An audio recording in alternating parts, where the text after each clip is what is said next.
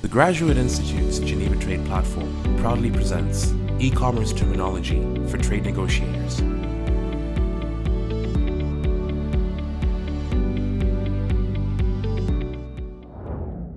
Localization. In the 1980s, there was an eco-warrior movement where people would hug trees to prevent the deforestation, where people were cutting down trees. And in the 2020s, there is now a new movement called server hugging, which is data localization. Data localization or digital localization is what happens when governments want their servers where they can see, touch, smell it, hug it. They want it on local soil. They want the company running the server to be locally registered, subject to local laws, taxed locally. Everything is basically local.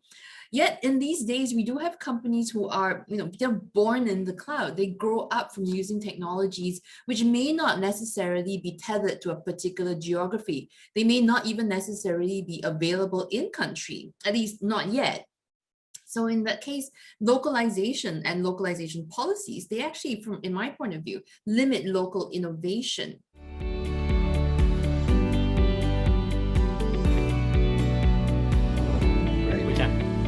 Yes, I certainly agree with you regarding the localization requirements. And from a trade perspective, we see that this has been also the subject of a lot of discussions. And we can see that there are two ways that trade agreements have dealt with this. Because you're absolutely right about the restrictive nature. Now, in situations like this, there is always the need for a balanced approach. And in all trade agreements, be it regional or even in the WTO, under the General Agreement on Trade and Services, the GATS, there is that balance whereby you have obligations to liberalize. At the same time, you have exceptions that allow governments to pursue paramount policy objectives. And that balance is always important to keep in mind. When it comes to localization, we can see that there are two approaches that have been taken by trade negotiators to limit this practice of data localization requirements. The first is very explicit, whereby in agreements like CPTPP and in regional agreements, basically, there is an obligation not to impose data localization requirements.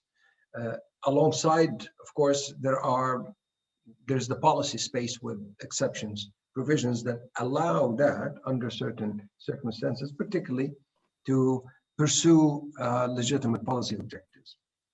Although there may be some definitional issues here about what are legitimate policy objectives and who decides what is a legitimate policy objective.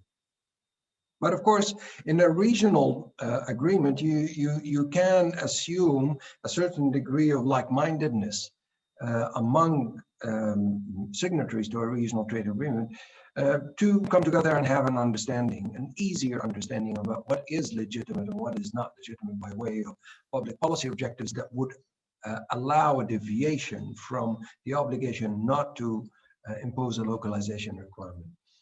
The other approach, which we see in the GATS, which is less explicit, is basically the application of non-discrimination rules.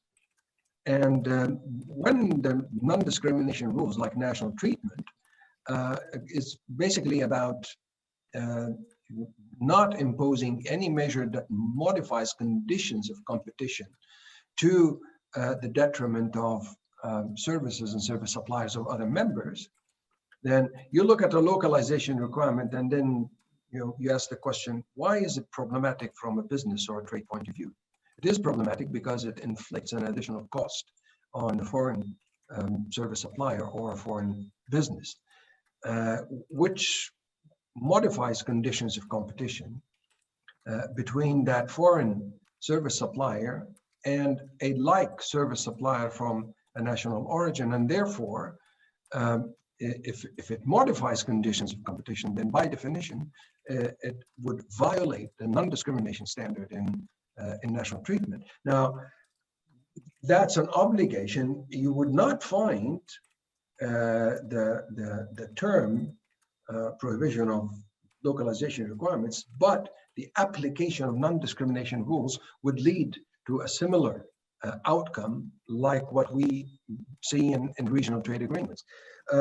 Again, this is also accompanied in the GATS by the exceptions that are found in Article 14, which would allow members to deviate from their commitments and obligations in order to pursue national policy objectives which are listed specifically in Article 14.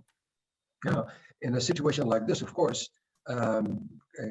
such a requirement may be imposed, subject, of course, to the caveats in the exceptions for revision, which is that the measure would need to be necessary. And that necessity test is a very important caveat for the imposition of a measure that would deviate from the general obligations and standards. Now, having said all that, the final point I would make here to keep in mind is that for trade negotiators and trade policymakers as well, it's important to keep in mind that we need to strike the right balance between liberalization, but also the regulatory requirements, which may be restrictive in nature, but in doing so, also making sure that it's in conformity with the objective of these trade restrictiveness. And this is what trade negotiators are trying to do all the time. So thank you, and back to you, Dimitri. Thank you for following this course on localization. Additional readings and materials are available below. You can also ask questions and discuss the course with fellow students using the link below. Follow us on Twitter, LinkedIn, and Facebook, and stay up to date with the Geneva Trade Platform.